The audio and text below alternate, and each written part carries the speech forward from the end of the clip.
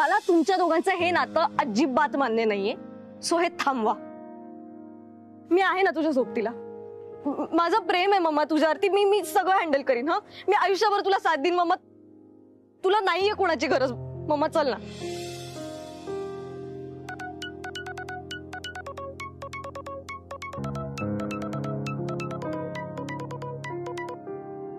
बोल.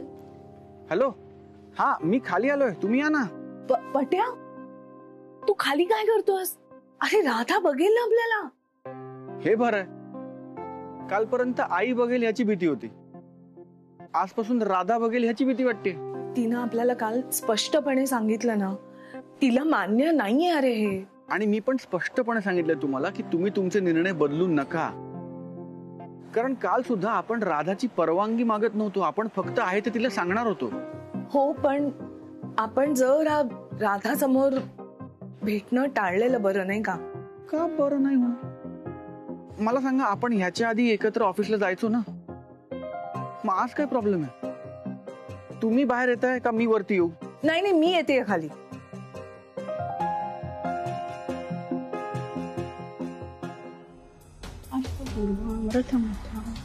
देवी श्रीमा देवी हिरण्य प्राकार.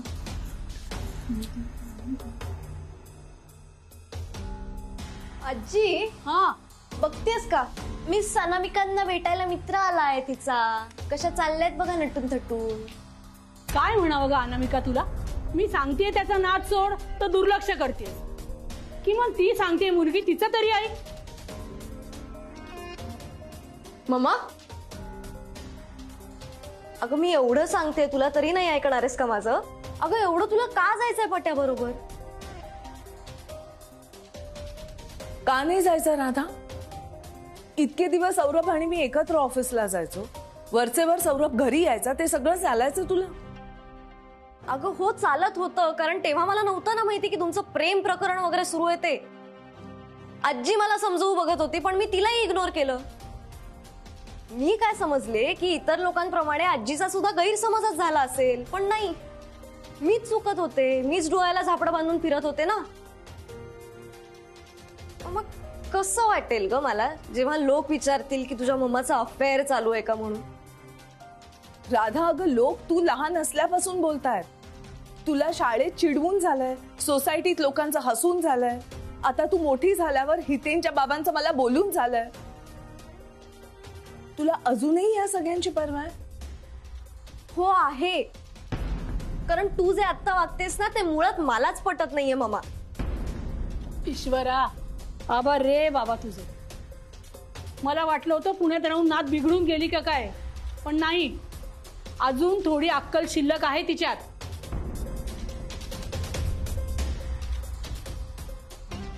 खबरदार,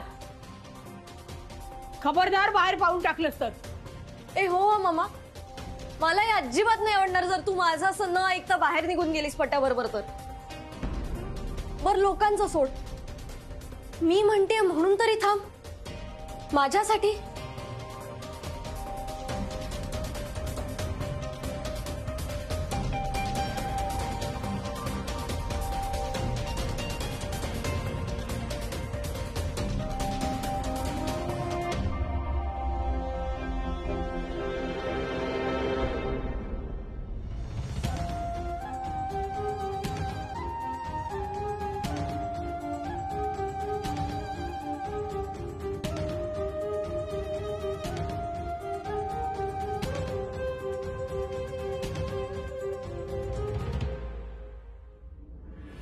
अरे अशी का वागतेय?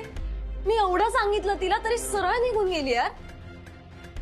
तिला काहीच वाटत नाही का ग माझ्याबद्दल?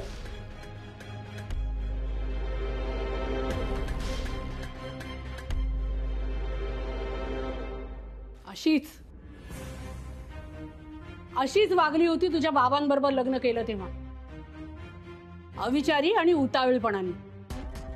पण इतका अट्टहास करून एखाद्या गोष्टीत पडली आहे तर ते एकनिष्ठपणे निभावणं काही जमलं नाहीच तिला.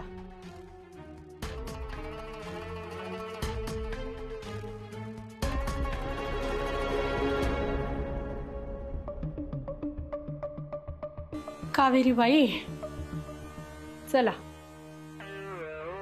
तुम्हालाच या सगळ्यावर काहीतरी तोडगा काढायला हवाय आता.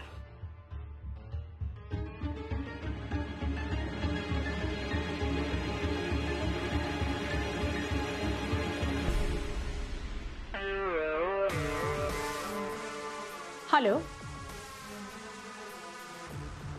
हा, मी आकाश जोशी यांच्याशी बोलू शकते का? नाही का? माझा एक निरोप देऊ शकाल त्यांना? मला खूप बरं वाटतं की तुम्ही स्वतःचा विचार करून घरातनं बाहेर पडले. चला. पट्या, तू असा येत जाऊ नकोस. खूप बोलली राधा.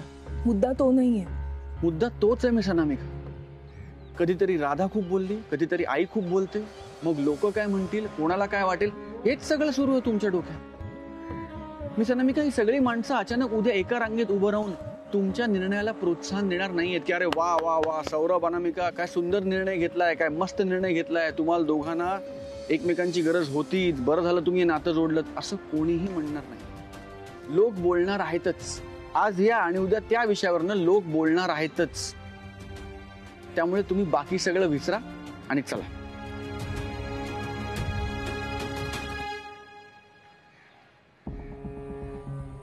मिस अनामिका,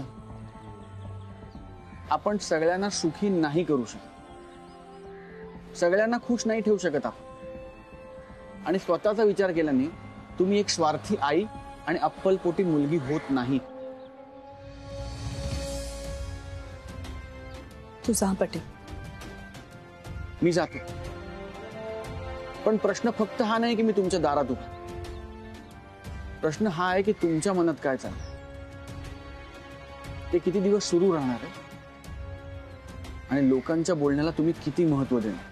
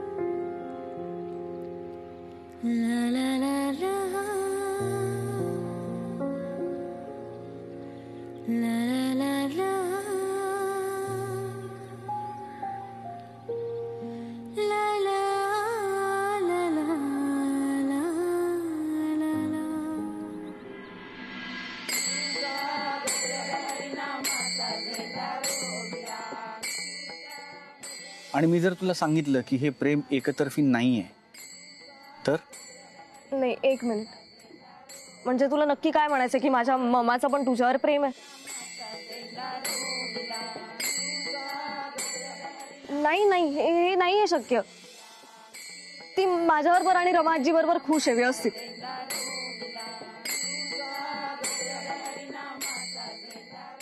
जसं तुला प्रेमात पडायचा अधिकार आहे तसाच तुझ्या मम्मालाही प्रेमात पडायचा अधिकार आहे. माझी मम्मा फक्त माझी, तिचं फक्त माझ्यावर प्रेम आहे. मी नाही शेअर करणार आहे तिला कुणाही बरोबर. राधा, तुला पटो किंवा न पटो, तुला आवडो किंवा न आवडो, आता हेच सत्य.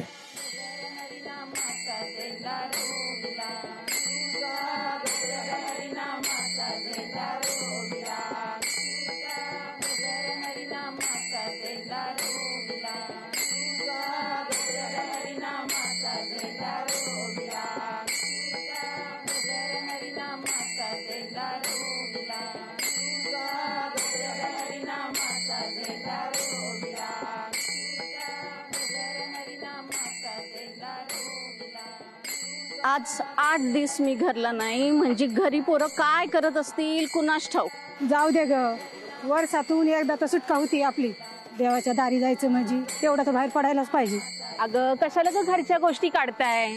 नवऱ्याच्या मारापासून सुटका झालीये तर घरच्या गोष्टी घरीच राहू देत की. आणि तसं बी परत गेल्यावर हायच की व्याप.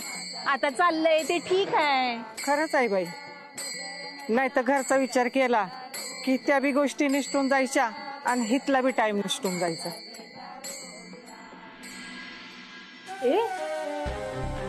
मलाच काय सांगतेस काहीतरी करा म्हणून? तू करणार होतीस ना मोठा धमाका, पैसे सुद्धा घेतलेस माझ्याकडून त्याचे. अगं पण कधी करणार आहेस? काय मी राधाशी बोलू? मनच होत नाही बघा दुसऱ्या कशामध्ये. एकदा का विठ्ठलाची गोडी लागली का लागली. अगं कोणाचं बी कोणा वाचून काय अडत नाही. आपल्यालाच असं वाटतंय की आपल्या वाचून कोणाचं अडतंय म्हणून. मेलेल्याचं दुःख विसरून बी 13वा संपला की लोक कामाला लागतातच की. थांबून कोण राहतंय? राधा ऐक ना, तुला काय वाटतं अनामिका खरंच त्या मित्राशी लग्न करून मोकळी होईल का? यार आजी, नको ना विषय काढूस तो माझ्या समोर. ऑलरेडी मम्मामुळे डोकं फिरलंय माझं. बर, मी गप्प बसते. थँक्यू. पण तिचं काय वय आहे का हे असले धंदे करण्याचं? तरुण आहे का ती? आता सरळ आपल्याला डावलून निघून गेली आणि आता बाहेर त्याच्या बरोबर चकाट्या पिटणार आहे. बरं, एकीकडे तिचं हे असलं वागणं आणि दुसरीकडे तुला जबाबदारीने वागायला सांगणं, विरोधी नाही का हे? चुकीचं आहे ना? सोड ना, जाऊ दे. राधा, मी गप्प बसीन ग, पण लोक आता गप्प बसणार नाहीये.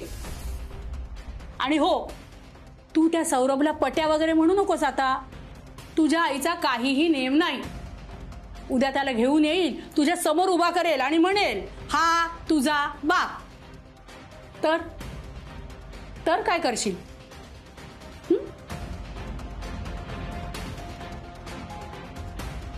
तू कुठे निघालीस?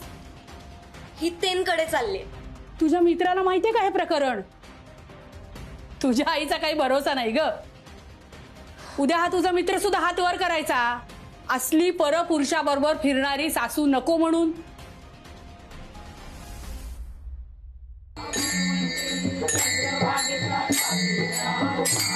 ओ माऊली,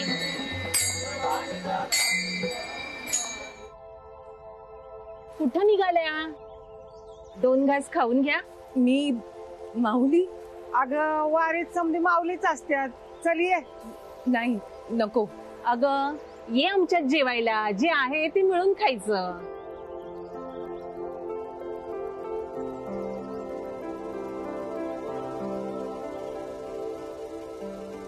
तुम्ही सगळ्या जणी मगाचपासून एकमेकींना शांत करताय. तुमच्याकडे सगळ्याच प्रश्नांची उत्तर आहेत ना?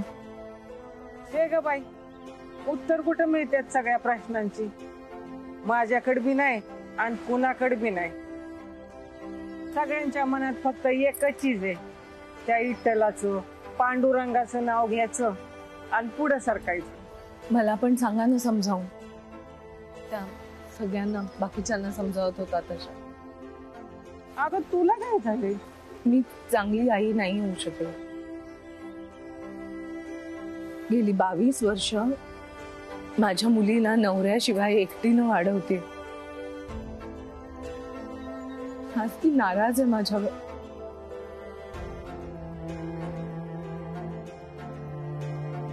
तिच्याशी भांडून निघाले.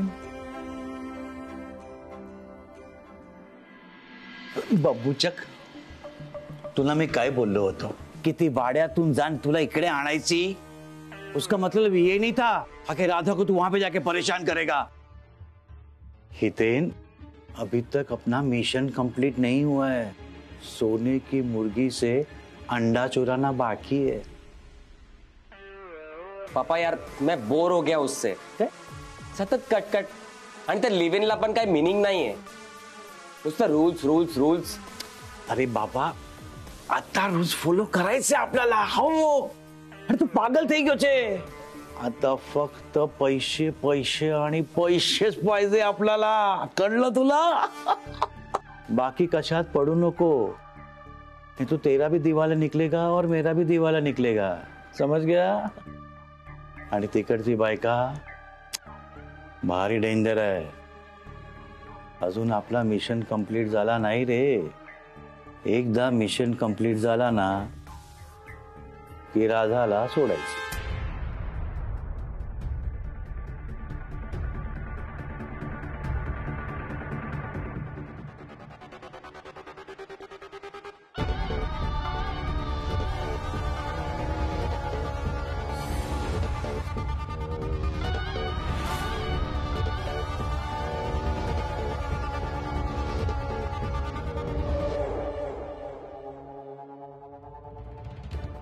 राधा तू इथे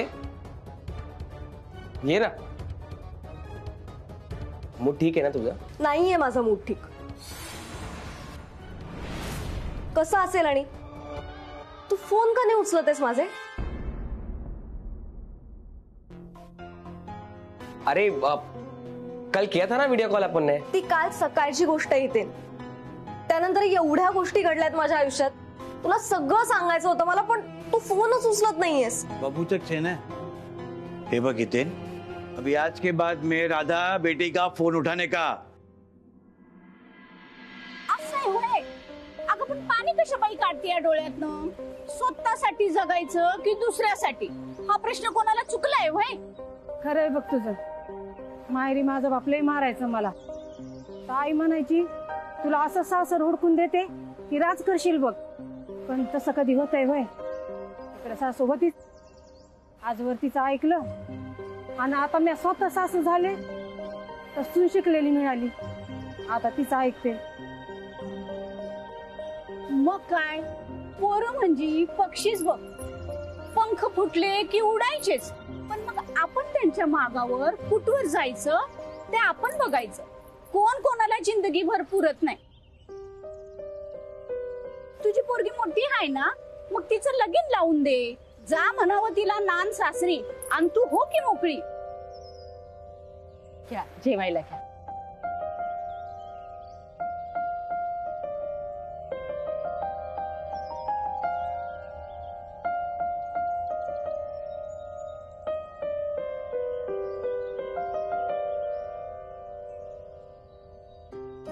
लेकरवाणी हायस म्हणून सांगते. बाईला तिच्या मनाप्रमाणे जगता येत नाही ग. लई मन मारावं लागतंय बघ. पण हे असंच आहे म्हणून तू हे असं करू न ग. अगं फिरमाचं माणूस असं भेटत नसते. लगीन होतं, पोरं होतात, म्हणजे फिरमाचं माणूस भेटलं असं नसतंय. तुला भेटलंय ना, मग जा त्याच्या बरोबर. स्वतःसाठी जगून बघ. आणि कधी मध्ये आम्ही भेटलो तर आम्हाला पण सांग कसं वाटतंय.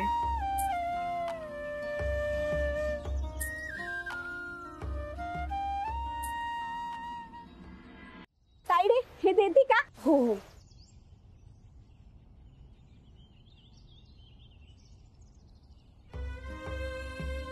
आता या तुळशी माईला तुझं मागणं सांग.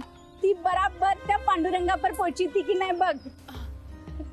अहो नाही नाही, माझा ना देवावर रंग तायडे पुढं बी जायचंय आम्हाला.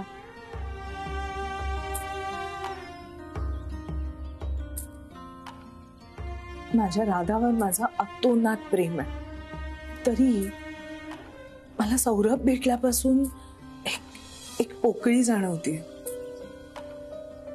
राधाला न दुखावता ती पोकळी भरून काढायची एक संधी मला दे.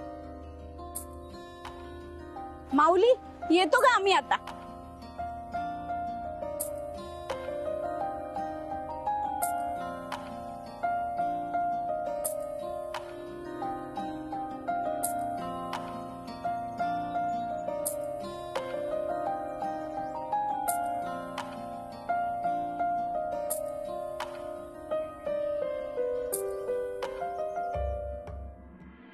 नितीन, मला तुला खूप इम्पॉर्टंट गोष्ट सांगायची आहे.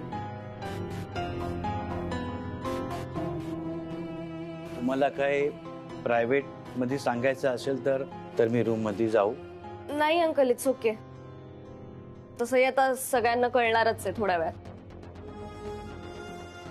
नितीन, मला काल माझ्या मम्मानी आणि सौरभनी मिळून एक टेरिबल न्यूज दिली. त्यांचं प्रेम आहे एकमेकांवर आणि त्यांना एकत्र राहायचंय, म्हणजे एकमेकांचा जोडीदार वगैरे बनून राहायचंय. Can you believe it?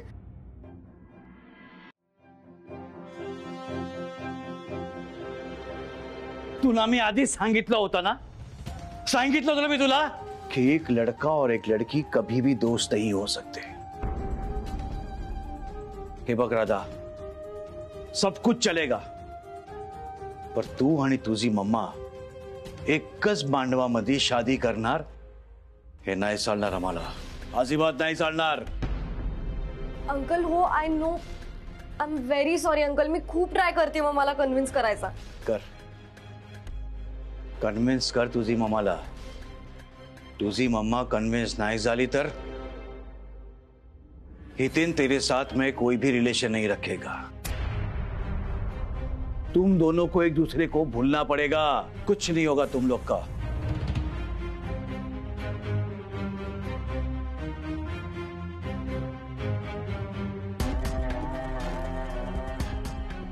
तुझ्या प्रेमासाठी मी माझं प्रेम नाही सॅक्रिफाईस करणार आहे मम्मा. तुला न दुखावता मी माझ्या प्रेमासाठी काहीतरी मार्ग काढेन राधा.